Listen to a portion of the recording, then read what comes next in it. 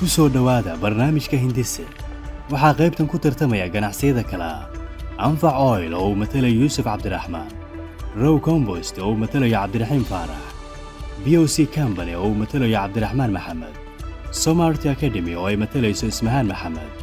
iyo Mahan Stationery oo ay matalayso Sahuur Liibaan. Hagaag inta aanan tartanka bilaabin aan baranno marka hore guddiga garsoorka Hindise.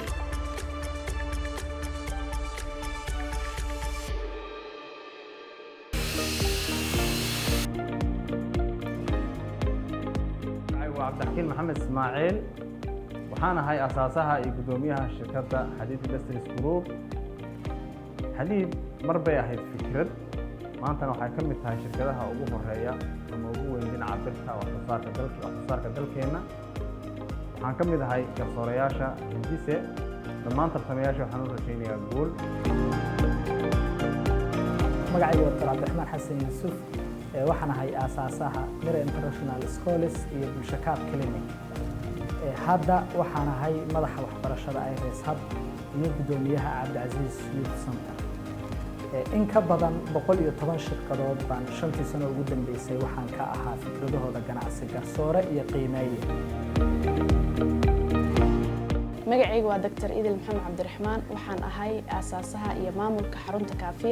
Kaafiya Center waxay u istaagtay inay wax badan ka bedesho dhanka shaqo la'aanta magaalada iyo qoysaska Soomaaliyeed guud ahaan waxaa jirto oraah dahabi ah oo leeyahay Robert Collin oo leh guushu waxay ka imaataa isku darka hoola yaryar iyo joogteentooda. magacayga waa Amira Aweys Abukar waxaan ahay milkiilaha Amira Lab and Pharma waxa kale oo ahay online coach dhanka nutrition-ka marka ahaa ardayga waxaa jiray riyooyin aan lahaa taasoo maanta miro dhashay waxaa jirta oraah dahabi ah oo oranaysa guul walba waxa ay ka bilaabataa riyo waxa ayna ku dhamaataa fulin karumeyriyadaada inta ay ruuxda ku jirto taa oo mar walba igu dhiirigelin jirtay karumeynta riyooyinkayga.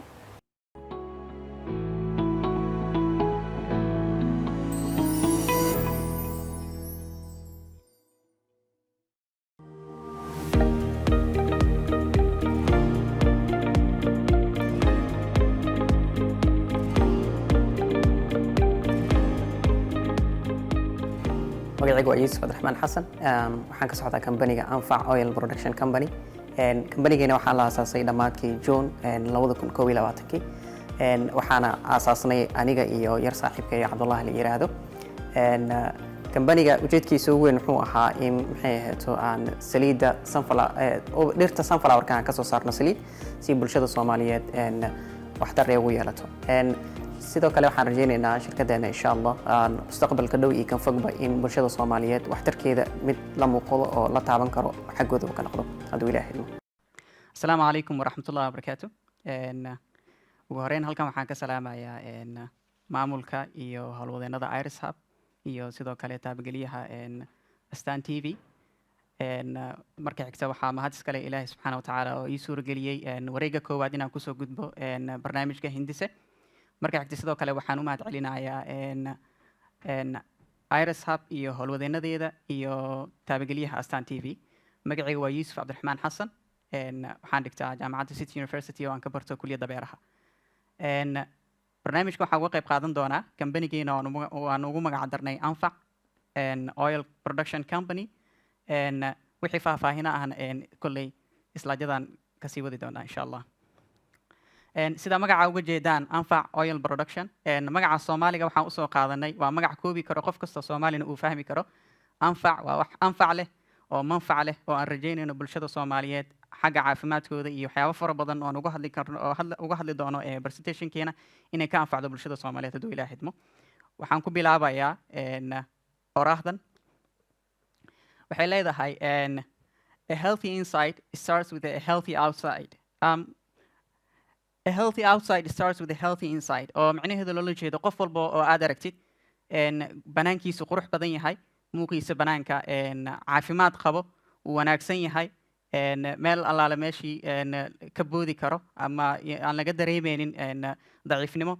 waa qof ku dadaalay waxa gudihiisa ku jiro in ay mar walba ay ahaadaan wax qurux badan yani ama ha noqdaan wuxuu qaadanayo oo cunno ha noqoto ama ha noqoto daawo ha noqoto kolley inteena badan waxa baan karsanaa wax walba la karinaayana waxa lagu kariyaa saliid sidoo kale meel looga maarmo ma jirto saliidda ayadana waxay ka mid tahay waxyaabaha jirkeena gudaha u galo sidoo kale waxaan rajaynaynaa kambanigeena in oraahdan uu halbeeg ay u noqoto uu noqdo wax dadka Soomaaliyeed markay isticmaalaan ee noqoto wax banaankooda laga dareemo in waxaan ay usoo siyaadisay caafimaad iyo waxaa la yiraahdaa waxyaabo tiro badan waxaa ku xigo kambaniga introductionkiisa anfac waxaan aasaasnay sida anfac ugu horreyn waa shirkad Soomaaliyeed oo isku hawshay inay soo saarto saliidda nooceeda cunnada lagu karsado qaasatan waliba geedka la yiraahdo ama dhirta la yiraahdo sunflower-ka ama magaceeda Soomaali noqonaya gabaldaye waxaana la aasaasay dhamaadkii June 2021 waxa ugu horeeya diiradda aasaarayna waxay tahay inaan saliidda ka soo saarno gabaldayaha inkastoo ay jiraan dalkeena dalagyo fara badan oo ka baxaan oo laga soo saari karo saliidda laakiin annaga ujeedkeena ugu horeeya hadda waxaan beegsanaynaa wuxuu yahay gabaldayaha sidoo kale sababta aan gabaldayaha u dooranay waxay tahay wuxuu ka kooban yahay ama uu qani ku yahay vitaminka loo yaqaan E sida halkan uga jeedaan waa antioxidant marka si fiican loo qeexo waxaa basic chemistry isla aadayna wuxuu waa molecules ka hortago wax loo yaqaan free radicals waxaa ognahay chemistryga marka la joogo atom walba waxaa ku hareeraysan shells oo electron ay ku wareegsan yihiin so marka free radical la leeyahay waa atom shellkiisu aan stable ahayn so markii shellka waxaa dhacaysa atomka markuu shellkiisa aan stable ahayn waxaa dhacayso molecules kale ama atoms kale oo meesha aan loogu talagalin inay ka qayb qaataan ee meesha kusoo boodaan meesha ay ka dhacaan maxaa la yiraahdaa reaction oo aan loo baahnayn uu meesha ka dhaco oo waliba degdeg ah taasoo sababaysa qofka bini'aadanka inuu ku sababto cudurro ha noqoto inuu qofka aging uu gabow u sababto ama waxyaabo kale oo tiro badan ay u sababto so vitamin A role uu ka ciyaari doonaa in maxay ahayto uu difaaco jirka bini'aadamka sidoo kale word off ayuu u noqon doonaa wax iska celiya waxyaabahaas aan hadda soo sheegnay waxa noo xigaa waxay tahay hiraalka aan leenahay maxay tahay visionka aan leenahay waxay tahay inaan noqono shirkadda ugu horeysa Soomaaliya soo saarta saliidda noocyadeeda kala duwan kaliya ma rabno inaan ku ekaano saliidda gabaldayaha waxaan rabnaa mustaqbalka hadduu ilaahay inaan soo saarno saliidda lowska sidoo kale saliidda qumbaha iyo saliiddo fara badan oo dalagyada dalkeena ka baxa laga soo saari karo mishinku hadda ugu horeeya aan leenahayna wuxuu yahay ugu horeyn in saliidda sunflower-ka aan soo saarno anagoo adeegsanayna waxyaabaha dabiiciga dalkeena laga heli karo dhulkeenii miraheenii iyo maxaa la yiraahdaa wax walba dalkeena aan ka heli karno sidoo kale taas ujeedkaas anagoo gaarayna waxaan rajaynaynaa inaan hiigsano yool ah in dhalinta Soomaaliyeed shaqo loogu abuuro sidoo kale dalka dhaqaalihiisana qayb weyn ay ka ciyaarto problemyada xigo problemada jiro oo dalka ka jiro oo aan ugu baahannahay kambanigan uu istaagayo inuu xaliyo waxaa ka mid ah sidaa wada ognahay dalkeena waxaa aad loogu soo dhoofiyaa saliido fara badan oo cunnada lagu karsado oo dalka dibaddiisa looga soo dhoofiyo so anfac ahaan waxaan rabnaa inaan u istaagno inaan barnaamijkaas xalino bulshada Soomaaliyeed ay uga maaranto waxyaabaha dibadda looga soo dhoofiyo maadaama aan haysano resource-kii maadaama wixii aan haysano cilmigiina aan awoodno aana ka soo bixi karno doorkaas in bulshada Soomaaliyeed aqoonteena iyo wixiina uga faa'iideeyno iyo resource-keena sidii maxay ahaato ay uga faa'iideysan lahaayeen problemka xiga aan xalinayna waxay tahay saliidaha lagu soo dadguray dalkeena badanaa waxay ka kooban yihiin wax la yiraahdo saturated fats qof walbaana dareemi kara waxay tahay waa dufin aan jirka bini'aadanka in badan hadday ku badato una baahnayn Yusuf waxaad sheegtay inaad ka samayn doontaan sunflower si fiican sunflower-ku dalkeena ma ka baxaa aad uga baxaa waa lagu tijaabiyey research waxaa jirta ay sameeyeen hay'ad la yiraahdo Sartec oo macallimiin Soomaaliyeed macallimiintiina qaar ay ka mid yihiin ay ku tijaabiyeen waliba iyadoo lagu tijaabinayo nafaqada xitaa ay u baahan tahay inuu ka soo baxay xitaa maaha waxaa lagu sii tijaabinayay kabixitaanka maaha nafaqa intee in lagu u baahan yahay sunflower-ka okay beero u gaara ma jira marka oo dhul walba Soomaali ah carab walba Soomaali sida ognahay dalkeena dhan waa fertile waa ciid wax lagu beeran karo oo wax walba ka soo bixi karaan gabaldayahan wuxuu ka mid yahay dalagyada dalkeena ka bixi kara sida galleyda kale waayahay qarash intee lag buu u baahan yahay marka waa soo xisaabinay waliba islaadada ay ku xusan yihiin waxaan jeclaan lahaa in naloo sii gudbin karo slide-ka fundraising instruction-ka haddii ay suurtagal tahay key numberskeena wuxuu noqonayaa $5,698 oo ugu baahan doono dhulkii oo ugu baahan doono maxaa la yiraahdaa machineski oo ugu baahan doono bacrimiyaashii iyo cayayaandilihii ugu baahan doono irrigation systemkii sidoo kale saleskeena qaabkaanan u fulin doona hadduu ilaahay idmo waxaan rajaynaynaa 1350 litir inaan soo saarno productionkeena ugu horeeya hadduu ilaahay idmo ay ku jirto 1500 oo kiilo oo wax loo yaqaano cake oil ama sidaan wada naqaano maakaalka dadka taga saliidaha ee meelaha macsarada lagu sameeyo yaqaano ayagan oo qiimahooda noqon doonto hadduu ilaahay ma rajaynayno $900 inkastoo marka ugu horeysaan soo saarayna xoogaa wax hoos u dhac yar ay jiri doonto taasoo sababi karto mashiinada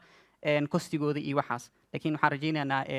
dalaga kale xiga noo soo bixi doono in revenue fiican uu ka soo baxo hadduu ilaahay idmo yuusuf waxaa raba inaan ku weydiiyo 1 litir oo saliidaas markaa samaysiin meeqa idinku qaadanaya productionka inaad kusoo saartiin maalmo saacado intay ku qaadan karto meeqa kolley aaday u sahlan tahay waxaan rajaynaynaa waqti aad u fudud inay nagu qaadato maadaama productionka wax soo saarku wax saas u dhib badan ahayn mashiinkaa soo qaadanaysaa seedskia ku shubeysaa then you get the oil and the cake oil that's it waqtigana maybe 1 hour and hal saac iyo bar meelahaas sidaan rajaynayno may dhowr liter ilaa iyo 30 liter 50 liter oo kale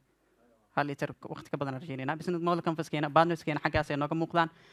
activitieska ugu waaweyn aan qaban doona waxaa ka mid ah inaan gabaldayihii beerno sidoo kale manufacturingkii inaan sameyno oo gabaldihii markaa beerno aan warshad mashiinkii gelino saliidii aan soo saarno valueskeena muxuu yahay waxyaabaha oo anfac lagu soo hiigsanayo waxaan soo saari doonaa saliid tayadeedu sareyso caafimaad leh sidoo kale mar kastana laga heli karo qiimaheeduna aad u hooseeyo sidoo kale customerskeena waxyaabaha aan kusoo jiidanayna aan rajaynayna waxay tahay inaan dhahno buy one get one inaan dhahno aad u mahadsantahay asalaamu calaykum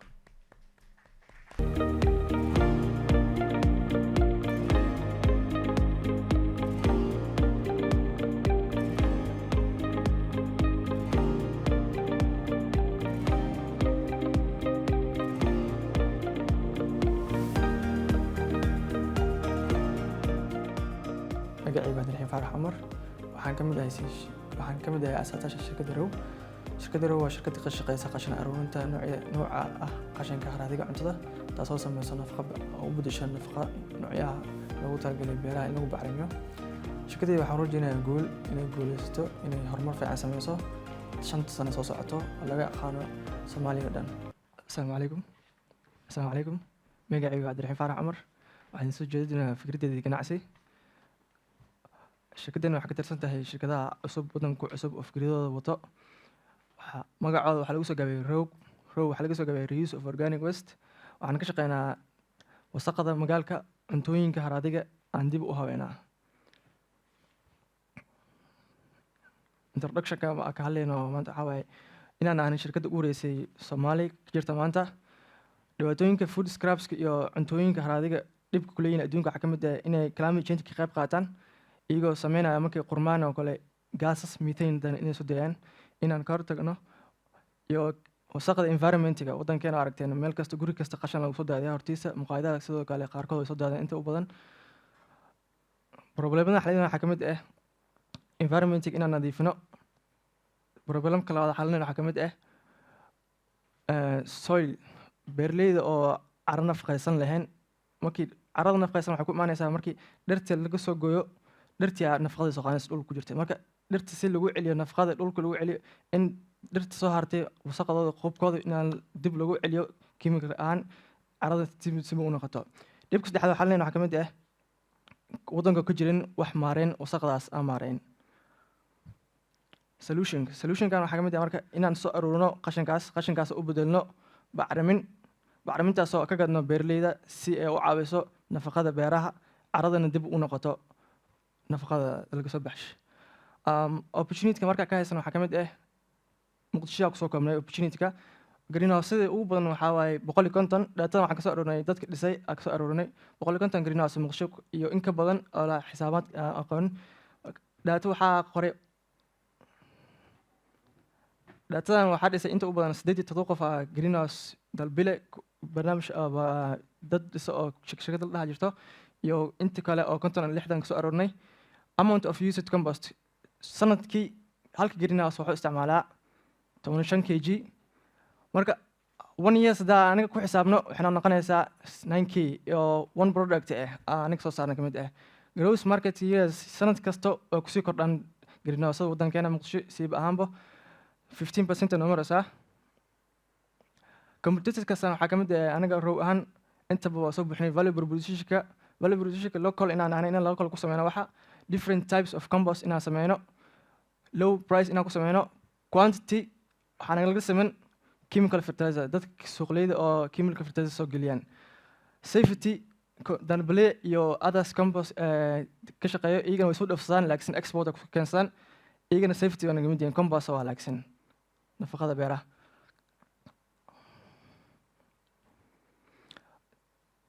Traction keys numberka aniga uraan 8 bil shaqeynay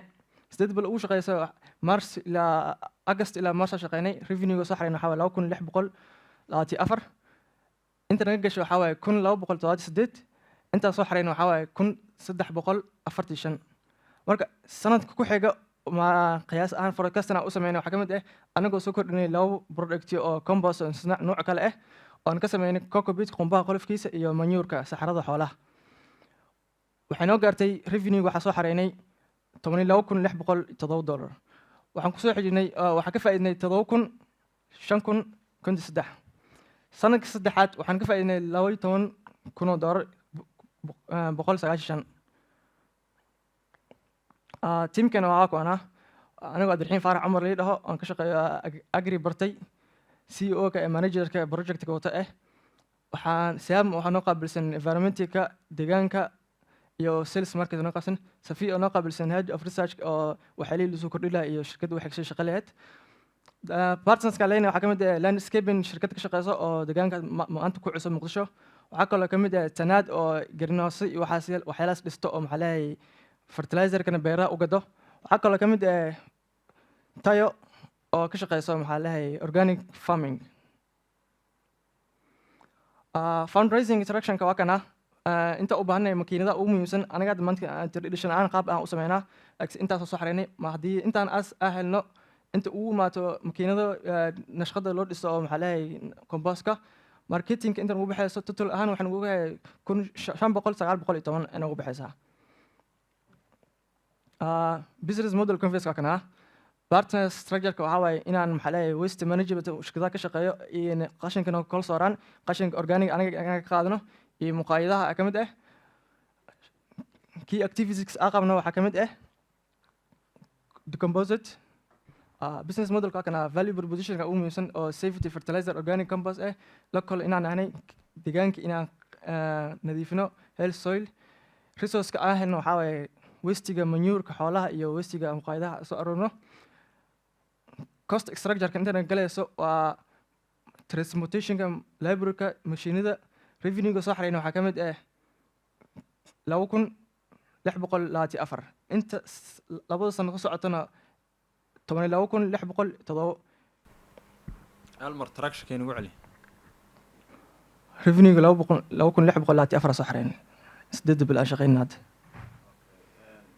kalena waa labada sano soo socota forecasting-ka okay waxyaabo machinery-ga u baahan tihiin waa machinery iyo transportation hadda ay sineen oo transportation inta u badan inta costiga naga gashay waxa waaye transportation ay jaaranay intaas aan gashay transportation machines iyo qaab nashqadeynta oo shirkadda aan si manual hadda ku sameeyeen traditional aan u sameeyay 345 faa'iido aan wad ka keenay sanadka labaad marka inaad inta soo saartaan maxaa uga baahan tihiin forecasting 5910 u baahnaa 5910 oo mashiinadii transportation inta ugu badan waa mahadsantahay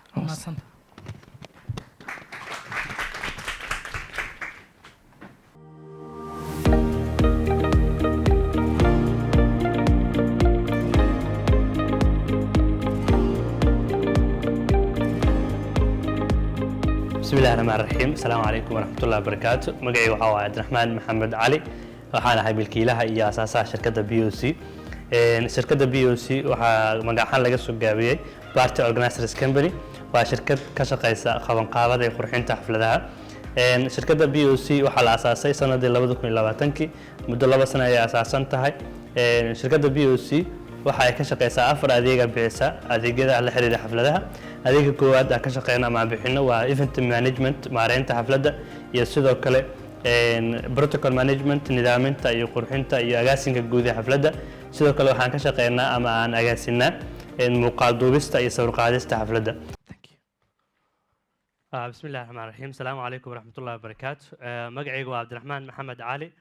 waxaana ahay asaasaha iyo maamulka guud ee shirkadda BOC ee aad halkan ka arki doontaan waa ku bilaabeynaa BOC waxa laga soo gaabiyay Party Organizers Company waa shirkad bixisa service ama adeegyo la xiriira xafladaha shirkadda BOC waxay ka shaqeysaa qurxinta qabanqaabada iyo sidoo kale duubista muuqaalada xafladaha waxaan u shaqeynaa hoteelada sidoo kale waxaan qurxinaa guryaha haddii aad guriga xaflad ku qabsanayso sidoo kale ganacsiyada waxaan u qabanaa grand opening ceremonieska iyo xafladaha noocaas oo kale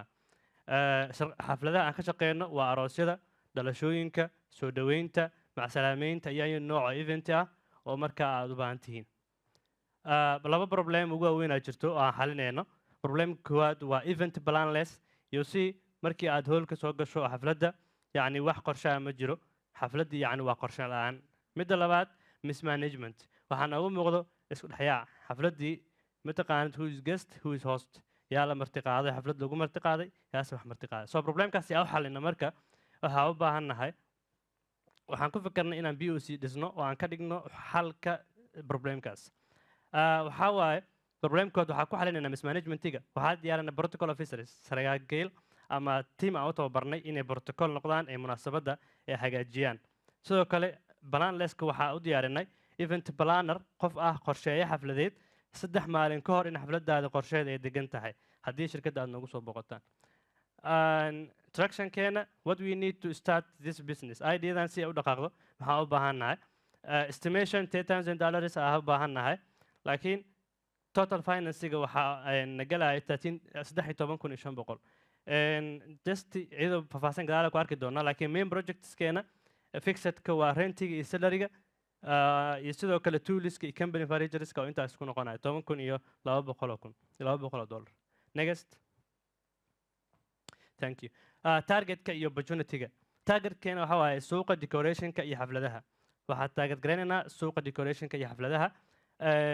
fursadda ugu ballaaran waa haysanaa sababtoo ah waxaa bixinaa 4 adeeg oo 2 adeegaan dheeri ka nahay shirkadaha kale ee dalka ka jira waxaa u baahannaha shirkadda inaan ballaarino insha allah mustaqbalka dhow ilaa gobolada ay gaarsiino si ay u helaan xaflado qurux badan oo nidaamsan comparative advantagekeena serviceka anaga waxaa bixinaa 4 service event plan decor protocol iyo sidoo kale video production competitorska kale waxay bixiyaan 2 oo keliya waa protocol iyo decoration inay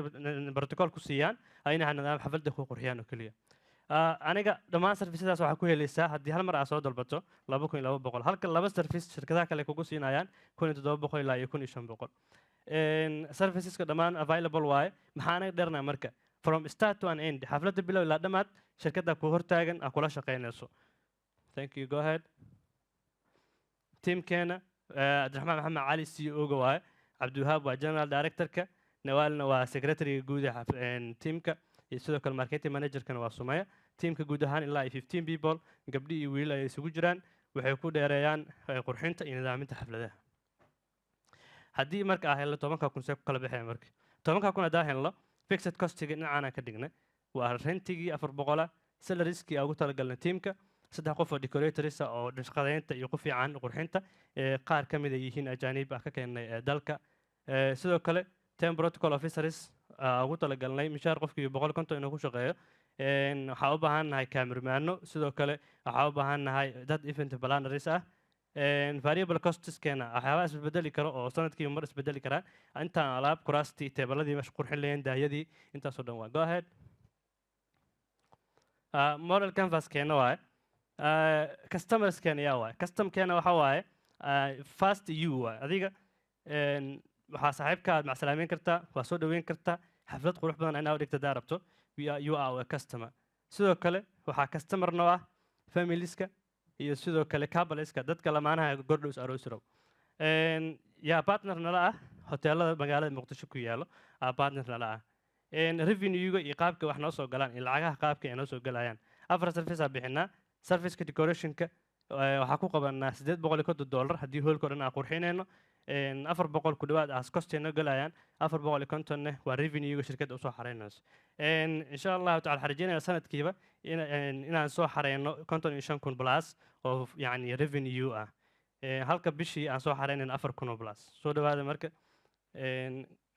next summary-ga BOC waxay rajeynaysaa insha allah inay ku guuleysto tartankan waxaan rajeynaynaa dhammaan in saaxiibada kale ay guuleysto aad mahadsantiin any question waa soo dhaweyna cabdiraxmaan aada u mahadsan tahay waxaa raba inaan ku weydiiyo tiimkiin wuxuu ka kooban yahay 15 qof saa noo sheegtay shaqaalaha aad shaqaaleysiinaysidna waxaa ku jireen ajaanib aa u qoondeysay $200 qof ajnabi inaa keensatid oo safar aad soo gelisid oo inta aad keentid $200 macquul miyaa inuu salary kaaga qaadan karo? dadka aan soo keennay waxa waaye waa dadka carabta ee yemen waxaa u keennay waxay aad ugu fiican yihiin dikoorka nashqadeynta haddii yihiin injineeriyadda aad ugu fiican yihiin soo 200 iyo wax ka yarba haddii aan ku qancino ay shirkadda nala shaqeeyaan hadhow markii cabaar ay shirkadda shaqeyso waxaan ku qancin karnaa inaan siino share oo shirkadda aan qayb ka siino tiimkiina ma ku jira miyaa qof oo interior design ama nashqad waxaas soo bartay kulligiin 15kaas qof ma laga helayo hal qof oo nashqadeynta iyo waxyaabahaas yaqaano? thank you waa haysanaa 2 qof oo wiilal dhalinyaro Soomaali aad ugu fiican teamkaas waxaa uga baahanay events way kala baxaan waxaa jiraan event oo heer dawladeed ah oo meesha haddii aan gacanta ku dhigno loo baahan yahay in yani ay ka duwanaado midda kale taas waa markaa u dalbana teamkaas. su-aasha aan ku weydiinayo waxaa weeye tiimku ma partners ba mise waa shaqaale 15kaasna see shirkadda u wada leeyihiin? thank you very much ownershipka teamka waxaa wada aasaasay 2 qof generalka directorka oo hadda meesha ku magacaaban Cabdiwahaab iyo sidoo kale anigu Cabdiraxmaan ah saaxiibada kale wana la shaqeynayaan wixii meesha ka soo xaroodane inaan u qoondeynay wixii yani xaq u lahayn salary inaan siino marka salary bay idinku leeyihiin inta kale laakiin 2 owners ah. thank you waa mahadsantahay. thank you very much.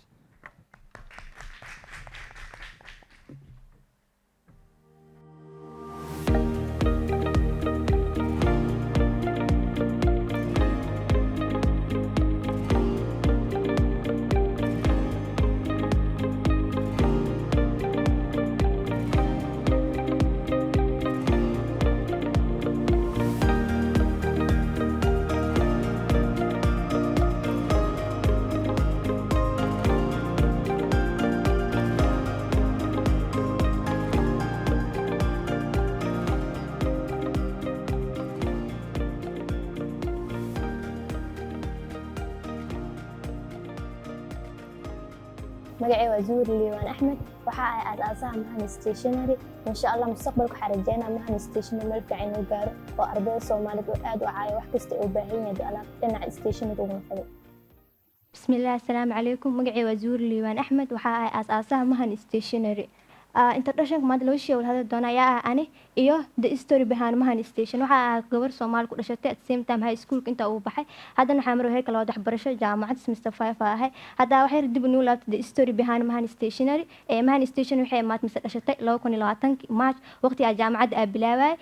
waxay ahayd waqtigaas ay macnaheedu waxa qaadanay introduction to business so maadaas marka qaadanay ay diidan ka hel Mahan Stationery that time ay imaatay waxaan xalinoona problemka saddexdaan oo in typical stationery oo jirto in stationery Soomaali ay mid typical in wax oo iska bedelan every year same year wax ka same inay ahaan wax oo difference ma soo ku imaanayeen mid kale ee low quality inay stationery mid saddexaad aan available stationery in aaba helin waxa xasuustaa marka jaamacad bilaabay pencil case oo qalamanka loo riinata stationery na ka waayay solution ka ahayna soo saarno producing quality stationery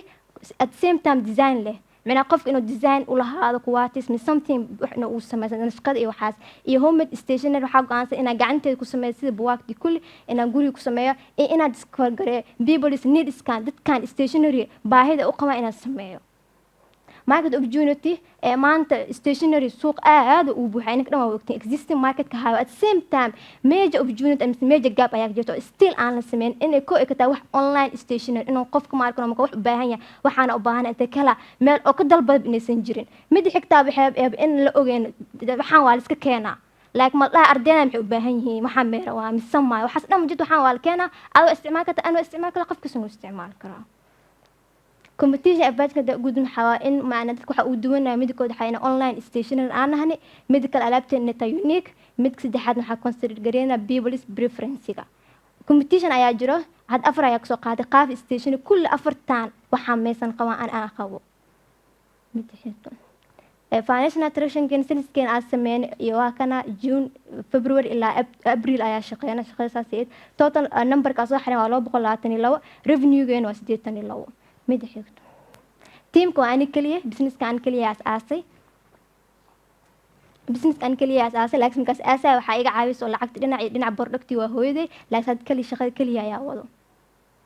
lacagta aris gareena waa 2,000 lacag budget breakdown-ka ku sameeyo waxaa rabaa machines because wax gacanta kusoo saaraa alaabta supplierska u baahanahay business waxa u baahan yahay registration iyo utilities $100 salary iyo marketing alaabta inay xayeysiiyo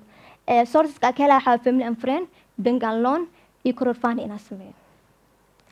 business model conveyor key battleska wuxuu noqday dadka supplierska alaabta kasoo qaadanayna book storieska key activity asameeyna waxaa in waxaan hamido gacanta lagu sameeyaa buugta qaar in marketing xayeysiin iyo sales inay waxaan geeno valuable position-kan waxaa in offer gareeno education staffs kaasoo ardayda ka caawinaya education koodina more easy ka dhigi more productivity customer relationship waa personal relationship oo caadi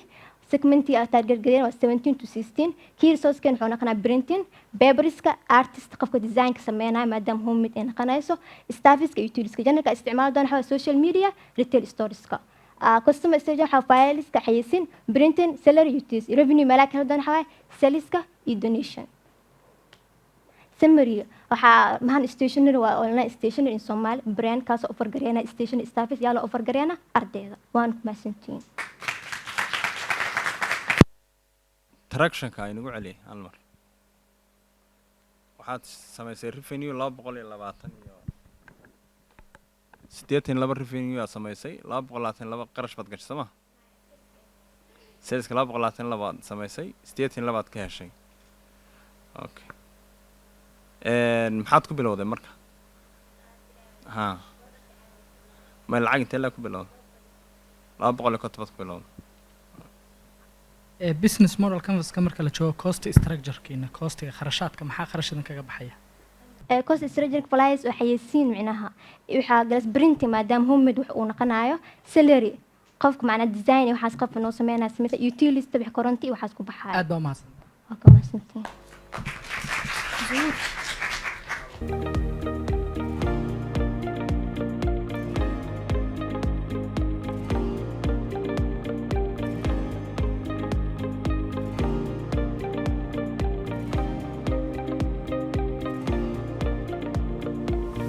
magacaygu waa ismahaan maxamed xasan waxaan ahay ardayd sidoo kale waxaan ahay hal abuurad ganacsi waxaan leeyahay ganacsi haddana waxaan rabaa inaan soo kordhiyo ganacsi cusub ganacsiga cusub magaciisu waa Som Art Academy Som Art Academy wuxuu qaban doonaa barashada farshaxanka sidoo kale place dhameystiran oo lagu gado agabka farshaxanka insha Allah waxaan rajeyn doonaa inuu Som Art noqon doono dhammaan Somali artists meesha ku soo hirin lahayd waxaan samayn doonaa meel lahaay Som Gallery oo lagu soo bandhigi doono dhammaan farshaxanka assalaamu calaykum waraxmatullaahi wabarakaatu magacaygu waa ismahaan maxamed xasan waxaan ahay hal abuurad waxaan ganacsi ku jiraa muddo ku dhawaad 2 sano sidoo kale waxaan ahay ardayd waxaan dhigtaa jaamacad Bachelor of Banking and Finance waxaa keenay hal abuur cusub oo ah Som Art Academy fikradeedu waxaa waaye ugu horeyn barashada farshaxanka iyo sidoo kale agabka farshaxanka oo lagu gado sida ognahay farshaxanka wuxuu dabiici ahaan oo ku saacido ama habboon yahay caruurta oo la nool autism-ka sidoo kale dadka waaweyn sidoo kale farshaxanka wuxuu kordhiyaa maskaxda iyo maxaa la horumarinta garashada qofka bini'aadamka barnaamijyada ugu horeeya aan aragno waxaa waaye mid u horeysa oo goob farshaxan lagu barto oo Muqdisho aysan ku yaalin mid labaad goob si toos ah loogu iibiyo material ma jirto mid kale saddexaad waxaa waaye Somali artist mid kale waxaa waaye Somali artist aasoo jiraan sidoo kale ma haystaan art gallery oo markaas waxay soo sawireen oo ay ku iibsadaan mise ay ku gataan mid kale waxaa jiro dad caruur oo lana autism laakiin Soomaali waxay dhahaan qofkan wuxuu qabaa dabeel waxaas dabeel maan autism waay mid kale in caruurta la baro dhaqanka Soomaaliyeed solution-ka oo keen waxaa waaye waxa uu sameynaynaa goob oo lagu barto farshaxanka oo very smart sidoo kale oo lagu iibiyo agabka oo farshaxanka oo dhameystiran mideeda kale dadka oo Somali artist ma haystaan dhahnay meel sawirkooda iyo wixii sawiran ay ku iibsadaan waxa ka saacideynaa in aan sameeyno meel yar oo markaas wixii sawiran ay keenaan ugu iibino mid kale korinka maskaxda jiilka cusub sidoo kale social networking iyo dib u dhawaaynta dhaqanka Soomaaliyeed iyo baritaan oo gaar ah siineen dadka qaba autism-ka midka u horeeya waxaa sameyn estimation horta anaga fikirkan ma ku shaqeynin hada bilaabi rabnaa koorta waxaa sameyn monthly estimation oo total monthly revenue markaas oo soo gali doono $925 annual revenue-gan wuxuu noqon doonaa 12100 waxayna kala imaan doonaan services qaban kan u horeeya oo student art oo 600 looga imaan doonto iyo art material-ka ay iibin doono 250 iyo digital art oo si dheer ardayda barayno oo $25 looga imaanayso sanadkii customer waxaa qaban doonaa $270 customerskaas waxay kala imaan doonaan art studentiga oo 30 arday ah iyo art materialka dadka naga iibsan doono oo 30 ah iyo sidoo kale digital art dad bari doono galaaskii 5 qof oo ogolna inuu soo xaadiro horta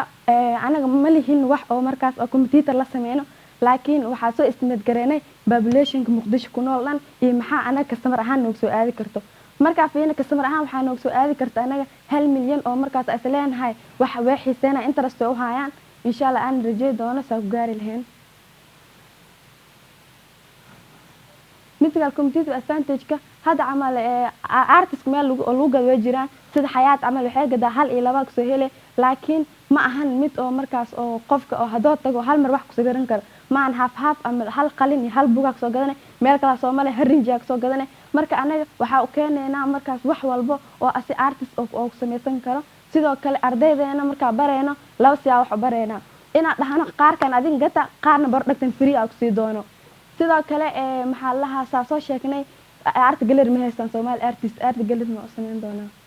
naka teamkana waa kana waxaana 5 gabdhood horan ganacsi oo leenahay waan sheeg hadan mid cusub arabna Samiira Xareed waxayna qaabilsan CFO and digital illustrator waxay noqon doontaa macalinka oo markaas illustratorka ardayda bari doono mid kalena Sheekh Cabdikariin Nuur oo markaas ayadana ah sales and marketing iyo mun socdaal oo markaas ayadana oo qaybisa dhanka sabla jeeg wax walba jeeyni meel kaas u baahana ayada diyaarno ee life coach oo ardayda ee barayso waxyaabo qurux badan sidoo kale aniga oo ah CEO ga markaan oo keenay iyo sidoo kale head innovation ahay oo wax badan soo curiyo oo wax badan sameey insha Allah oo dibna oo sameyn doon soo Cabdikariin gabadhan ayadana waxay noo qaabintaa CEO waxa u baahanahay 3,000 waxa la isdhigi karaa kaan labaad tartamooya iyo ka badan hadaa helna alxamdulillah ko waxa u baahanahay store of furniture oo markaas $1,000 noogu bixayso store-ka markaas oo lagu hagaajin doono miisaskii iyo shelveski wax oo la saaray iyo maxaa la kuraastii markaas ardayda wax ku baranayeen $1,000 noogu fadhiistaan meesha rinjiyeynteeda iyo hagaajinteeda waxa ku soo estimate gareynay qolka 4 mitir square waaye 8 kiilo oo waxa u baahanaa la dhigi karaa waxay taaganta ayagan $50 macalinka sameynay agabka markaas aad dirsaneen $700 wax ku dirsanayna $700 waxa keensan doona kanvihii wax lagu sabiray buugaagtii rinjigii kala duunay iyo kargooygii jaan wax lagu keenay sidoo kale midka qolka waxa u baahan doona air condition oo size-kiisa waxa ku soo qiyaasanay size 9 oo qolka 4 mitir loogu talgalay sameyntiis macal xiritaankiis waxa oo noo qaata 225 kuwaan waxay noqon doona address aqaadan sidoo hada meel furnan waan qaana waxa la qaataa shati sidoo kale promotion sidoo kale maxaa la light iyo box light-kii oo boorkii ahaa oo $120 ku fadhiisanaa transportation-kii adeegyadii iyo decoration iyo light-kii meesha lagu hagaajinayo ayagan intaas dhan waxay ku soo fadhiisan doonaa 295 total ana qarash waxa galayo 2,750 waxa saving dhiganayna 250 taas macnaheedu tahay hada wax kala soo baxo inaa ugu faa'iideysano kan waa business model campus-keen mid ka horeeya la shaqeyn doona waxa la shaqeyn doona cultural institution sida aga oo ah meeshii funk iyo curinta ahayd iyo Soomaali artist la shaqeyn doona waxa kale oo la shaqeyn doona professional trainer sidoo kale media astaan TV oo qaban doona barnaamijyo artist oo gaar ah sidoo kale laba innovation Muqdisho ani aqaan wax ka dhigtay sida Iris Habna dad innovation ay soo saarta farshaxankan saasheegna innovation oo kordhiya sidoo kale simad iLab ayadan waa la shaqeyn doona waxyaabaha ka activity-ga ama maalmihii qabanayno koo waxa waa inaan wixii iibino drawing-kii ardayda barayno painting-kii iyo digital illustrator-kii waxyaabo u baahannahay professional artist oo baahannahay sidoo kale gurigii iyo art supply-ga soo iibsan lahayn ardaydii iyo financial traction ahad astaan ugu taagannahay value proposition-ka waxa waaye wax ugu duwannahay waxa horta complete art oo imaanay half ma soo gadanays hal mar meeshan ugu gada kartaa sidoo kale goob u diyaarsan qof inuu farshaxan ku barto farshaxanka waxa dhan wuxuu kordhiyaa taas macnaheedu waxa goobta wax lagu baranayo inuu qofka uu lisan gareysan yahay iyo sidoo kale lacag oo markaas oo macquul ardayda wax ku baran karaan iyo digital art ardayga imsa ka qaadi doontaan ardayga $20 oo student artist digital kan 15 hadaa waxaa sheegtay qolkaaga inuu 4 mitir yahay rentigana $100 kugu qorneed hawsha qabanaysidna waxa waaye stationery oo wax lagu gad rabo iyo goob wax lagu bar rabo isla baristi iyo gadisti halkaas qol ma aragtaa inaad wada isticmaashid استراتيجية استعمال راو إنا قلن لو سوقل تبتي أحد سنين 3 4 خميس halka maalin jimcahane istaraatiiji gaara kale in ardayda uu sameeyo mideeda kalena agabka wax weyn ma qaadanayo derbiyaashaas oo lagu xardhaa derbiyaashaas oo wax dhan saaran yahay isbeeskan dhulka dhan waa noo banaan yahay wax oo mashiin waxaas ma isticmaaleen shantiino gabdhood qof oo artiste ah mid ku jira ha ana artiste oo artiste aadiga ah gabadh kale sameeran waxaa digital art inkee sidaa idinka wax u rabteen hadday u dhici waayeen ma jira yacni kiradii wax idinka sii dhiibi karo qorsho noocaasa ha hadda waxaa soo hartay 250 savings aa kuusoo sheegay 200kaas iyo kontonkaas aa ku tashan doonaa insha allah sida hore nii sheegan ganacsi aan leenahay waa ku qaban doonaa maxaa filaysaan bishii inay soo galaan kharash ahaan bishii baa kusoo sheegnay oo ah $925 soo galayso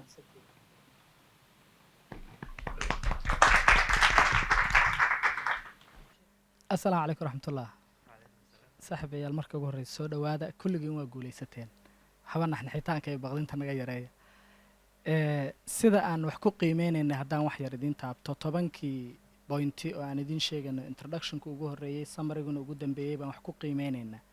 intaa waxaa noo dheeraa 2 qodob oo kale oo ayagana qiimeynta ku jiray oo ah waqtiga ilaalintiisa iyo overall qofkan confidencegiisa iyo qaabka wax u soo jeedinayo feelingkiisa marka 12 bointi bay ahaayeen 10 bointi waxaa lagu saxayey 1 ilaa 3 hadduu liito hadduu dhexdhexaad yahay 4 ilaa 5 hadduu saro meel sarreeya taagan yahayna 6 ilaa 8 marka qofku wuxuu jaadkaa siinayey 1 ilaa 8 tiro u dhaxaysa ama 8 buu siinayay ama 1 ama tirooyinka u dhaxaysu siinayay 10ka su'aalood oo sidii presentationkiina u diyaarsanaaya waxaa soo hartay labada su'aalood oo kale 10 darajay ahaayeen waqtiga qofku soo ilaaliyo 10 darajay ahayd confidencegiisa iyo feelingkiisana 10 darajay ahayd marka saasaan darajooyinka idinku siinaynay waxaa jirtay hal wiil oo kale oo presentationkiisa ku soo daray oo ma aqaan wax ka sii ahaayeen marka kaa laftigiisa waa u qiimeynay oo wax la-aan bointiga kama dhigin aniga ahaan idinkana saasaan rajaynayaa cilladda xaggooda ka jirtay marka waa sheegtay inaan kusoo dartay waa xusta taasi waa taas marka darajooyinka marka aan isku wada geyno qof kasta bointiyadii iyo dhibcihii nambaradii uu qortay buu isku geynaya total markuu totalka isku geeyo 4 tajaad mid kasta darajaduu siiyey baan soo qaadanayna waa isku darayna si aan marka celcelis u soo saarno average 4 baan u qaybinayna 4 qof baan nahay qof kasta tiruu ku siin karaa 80 90 70 60 waxbuu ku siinayaa tiro celcelis tiradaasaan isku daraynaa 4 tajaad 4 baan u qaybinaynaa wixii ku soo baxaa tiro ahaan u xaq leedahay sida halkan ku muuqata ama programku u diyaarsanaay waxay ahayd 5 kastoo tartamaysa inay 2 ka soo baxdo marka 2 darajada ku soo baxaysa laakiin intaanan darajada iyo waxaasba gaarin waxaan rabaa tala bixintayda cabdiraxmaan ahaan tala bixinta saan horeyba idinkugu sheegnay presentationka waxa ugu muhiimsanaa waxay ahaayeen waa kala muhiimsanaayeen oo priority bay kala lahaayeen laakiin 3 slide oo ugu muhiimsan waa 3 aan idiin sheegnay oo groupka idinkugu jiray business model canvaska tractionka iyo fundraising tractionka waa numbers lacago iyo xisaab iyo calculation bay u badnaayeen su'aalahana waa ugu badnaayeen oo su'aalaha ugu badan waxa la idinka weydiinaya ayaga ahaayeen overall aad baa ugu fiicnaydeen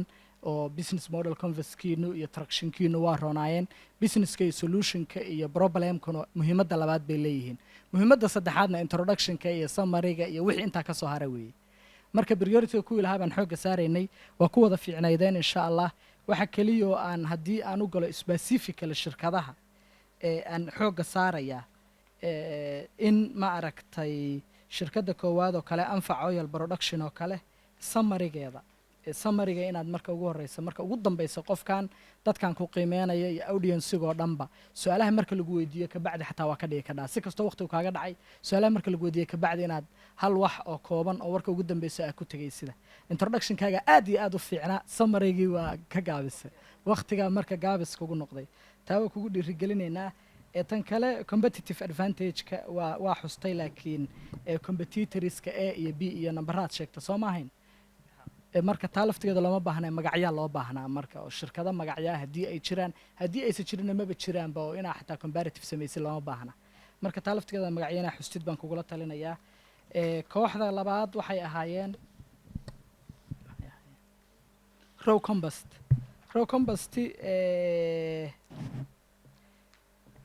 market opportunity-ga marka la marayay market opportunity-giina xoogaa waxaan isleeyahay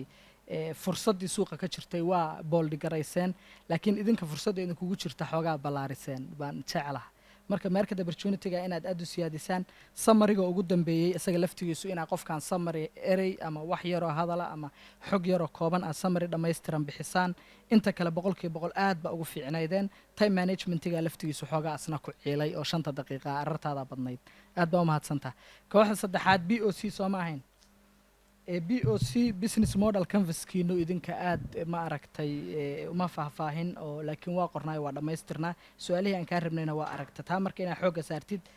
market opportunity-ga laftigiisa inaad asaga booldigaraysido fursadda suuqa markaa ka jirta iyo suuqu sida uu yahayna maadaama shirkado badan oo event management ay jiraan inaa asagana xooga saartid bay ahayd laakiin competitive advantage-kaaga iyo sida kale aad buu u fiicnaa oo shirkad wixii oo dhan adeegyadii oo dhan isku keentay bay ahaydeen ayadana intaas xoog inaad saartid baan jeclaha waxaa kuu soo hartay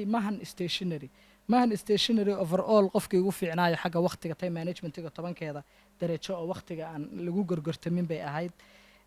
programmiska kale competitive advantage-ko kale competitioniska stationaryada aa soo qortay waxay ku fiicnaayeen waxay ku xumaayeen old iyo traditional kaliya noo dhigtay laakiin xogaa faahfaahin aan uga baahnayn dhanka kale oo team and key stakeholderska ah teamku qofka iskale shirkadda ka shaqaynaya kaliya maahane advisorskaaga cidda kula talinaysa waalidka laftigiisa waa ku dari kadhaa marka damoor aad teamka badisid damoor darajadaada teamkana ay badanayso oo asa team mindset aa u shaqaynaysid adna aad baa u mahadsantaha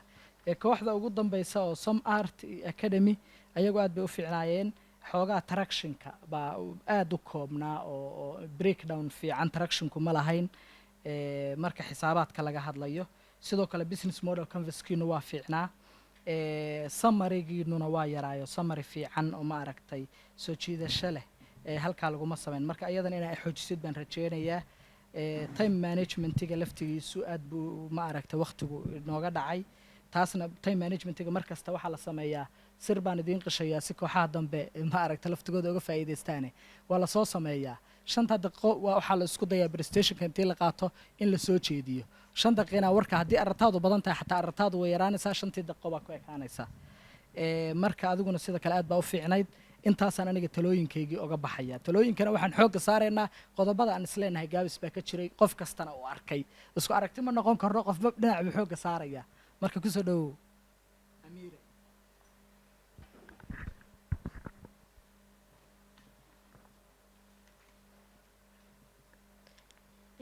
aad u mahadsantihiin waa dadaasheen siduu ustaadka sheegayna waa kelimadii liidataan oo qof walba dadaalkiisu la imaaday boontiyada aa ka hadlaayana waa boontiyada ugu muhiimsanaa oo ustaadka u taabtaabtay oo isku aragtiyaa ka nahay waxa ugu muhiimsan in laga faa'iideysto loo baahan yahay waa time managementiga because of adoo juhdi geliyay wixii aqriyay oo yani waqti geliyo soo diyaariyay haddana dadka adoo u gudbin waayo oo waqti ka dhamaaday yani waa waxyaabaha ugu dhibka badan marka time management ku dadaala insha Allah marka hore waa idin hambaleynayaa aadaan ugu faraxsanahay idikoo dhalinyaro yaryar oo haddana hal abuurkaas iyo fikradaha aawadatiin oo aad u qurux badan tiimkiina soo baxo iyo tiimka heraba waxaa u rajeynayaa mar walba guul hana isdhihina yacni waa guul dareysatay inaad soo bandhigtid naftirkeeda waxay tahay wax weyn oo micno badan idii sameynayo adika iyo faamilkiina iyo asxaabtiinaba waxaa rabaa tala guud inaa idi siiyo shantiina wax markaa soo jeedinaysid kalsooni fiican inay kaa muuqato waaye xitaa waxaa haddii yihiin wax liito oo aadan ka quusan qodobka labaadna waxaa waaye more productive yani creativity badan inay fikirkaaga ka muuqato haddii uu hore u jiri iyo haddii uu jirinba creativitygaaga dadka inaad dareensiisid meesha hal abuurkaaga uu ku jiro oo wax aa kaga soo biirisay sidoo kale inaa mar walba aa lahaatiin ama qorsho oo idinkugu jiro sida businesskan haddii lacala beril idin koobiyeeyo aad adikan hore aa ugu sii wadi laheedeen guula idin rajeynayaa dhammaantiin ramadaan kariim bismillahi raxmaan raxiim dhammaan shirkadaha sida wanaagsan aad usoo bandhigteen hiigsigiina hal abuur runtii aad bay u qurux badnayd